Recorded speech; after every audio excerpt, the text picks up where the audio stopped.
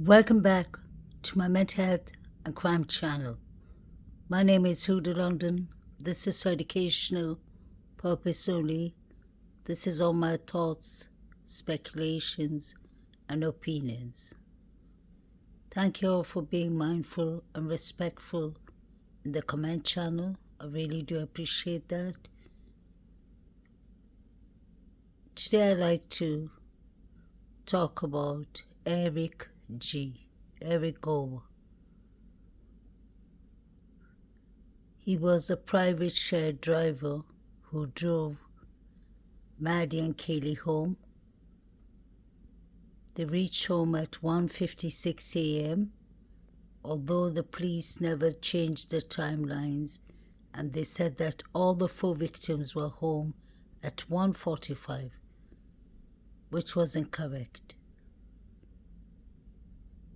Ethan's friend received the last text from Ethan saying that Ethan said he was still at the Sigma Chi, and that text came at 10 past 2. The friend and the friend's mother told the FBI, but the timelines wasn't still changed, allegedly. Eric Gower, or Eric G., drove Maddie and Kaylee plenty of times, including Xana. This is somebody who knows the girls and the residents, 1122 Kings Road. He comes up in the transcript too. DM, the witness, texted Eric G., the private driver, and asked him if he was still around, if he was still driving. Because she allegedly, or not allegedly, these are from the new documents, she wanted Eric G. to drive her to a food truck. It wasn't mentioned specifically which food truck, because DMBF,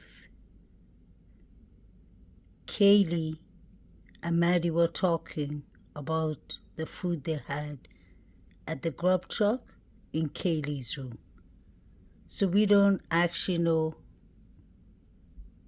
why DM was texting Eric. I wonder if that was a code, that maybe everything is clear. Just saying. And did Eric respond? Did he come? I don't think he drove her, so she canceled the ride. Eric said in the beginning of this case on his interview that the girls were just talking about their night and all. They didn't mention anything about Adam, and they didn't look worried or anything. They were looking forward to sharing their food, the Calibona. Oh, sorry, forgot the name of what it was, the macaroni and cheese. So if Eric drove them home and Olivia, Kaylee's sister, said that she saw them going inside the house, they took their dog out to potty and they locked the doors. How did she see that? Was it through the neighbor's cam? But she would have heard that. She wouldn't have seen them unless they passed the neighbor's camera, I would believe. Authorities are calling it a crime of passion. Here's Stephen Fabian. It's the chilling last photo of 4 University of Idaho students taken just hours before they were found murdered. They were identified as freshman Ethan Chapin, his girlfriend Zana Kernodle, Kaylee Gonzalez, and Madison Mogan. It's being called a crime of passion. The killer or killers used an edged weapon such as a knife, police just revealed. I spoke with Kaylee Gonzalez's sister, Olivia, who described the last night of the students' lives. My sisters did everything right. They went out in the buddy system. They went out together. They Ubered out. They stopped and got food. They Ubered home. They let their dog out to go potty, and then they locked their house up. Ubered home. They let their dog out to go potty, and then they locked their house up. They did everything right. And this still happened. We all know that Kaylee's sister, Olivia, was the one collecting all the information from the very beginning, from the private share driver, from the grub truck video, from the neighbors. So I would have assumed she would have seen the neighbor's camera to have known that the sisters came home, locked up the house, let the dog out to potty, basically locked the door after that, and this still happened. Could something have happened when they let the dog out to potty? Is my question. Did anyone see them?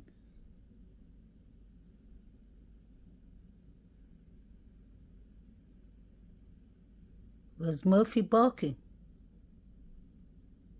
Somebody who knows Murphy well could have lured him away, in my opinion.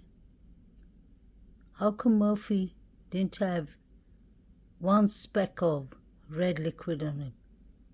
Because I don't believe he was at the crime scene at all. He couldn't have been there.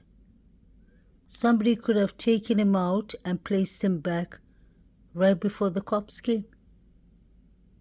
Because we didn't hear about Murphy when 911 was called. We didn't hear a dog barking. Where was Murphy? Why was he so quiet? Could they have rugged him? How many people know Murphy well? That would be Kaylee, Jack D, the two owners, her family, DM, BF, Xana, Ethan, and the people who regularly visit this house. Did they actually take DNA tests and swab tests of Murphy? Because it would have plenty of DNA, I'm sure. If it doesn't, that means Murphy wasn't in the crime scene at all. And the dog would have barked if it saw a stranger. That's why I believe it is people the girls knew. DM said to the grand jury, it leaked out. She said she heard rummaging upstairs. What happened to that? And she thought it was the Sigma Chi fraternity boys. Allegedly, that leaked out from the grand jury, and Banfield told us that. We were told in the beginning the surviving roommates were sleeping, but now we know they were awake. Both of the surviving roommates saw Xana on the floor. Ethan, they haven't mentioned anything about. How come they haven't mentioned anything about Ethan? Where was he when Xana was on the floor? How come they're not mentioning any red liquid smell?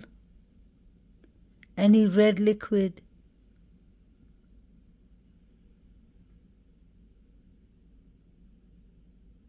on Xana's clothes? I don't mean to be graphic. Where was Ethan? It was a horrific crime scene, a brutal crime scene. What does Eric G, the driver, know? Because he drove Kaylee and Maddie to the corner club. He drove them back from the grub truck to the house. Could Jack Schwarter have followed them? He was upset, allegedly. This was unfortunately one of the last pictures taken of Maddie and Kaylee that night, with Jack D.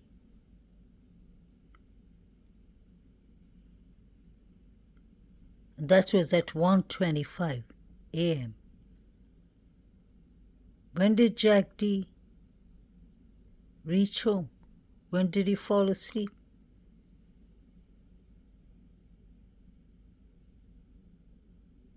Steve G said that the police know for a fact he was sleeping because they can tell by the movements and the phone should have been lying next to him. Something like that. He could have had his phone under whoever was sleeping in the houses under their pillow. Allegedly, why was he ruled out the loss?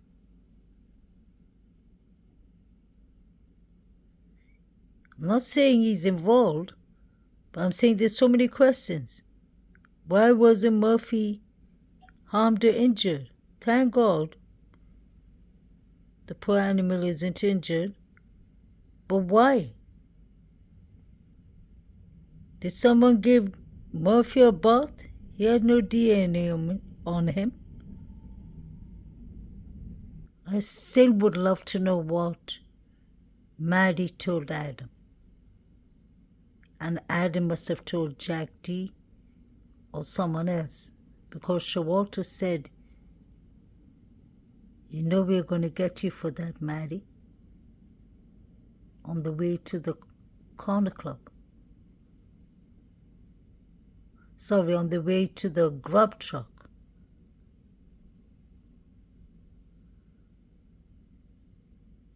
Did something happen at the corner club? We heard that Shawalter was thrown out. Could that put him in a rage? We could see Maddie pointing towards Shawalter and Jovita and saying, "F you, mister, sorry for my language." So there was a lot of tensions going on that night. We haven't seen one footage of BK so far, unless they have that under gag order, but by now they would have used it. Doesn't add up.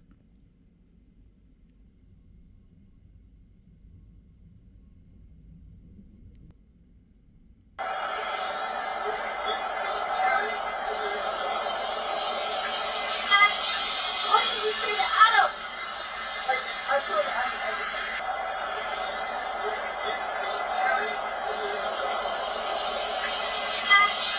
What did you say to Adam?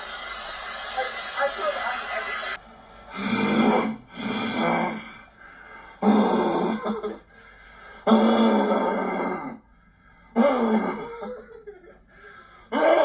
So I'm assuming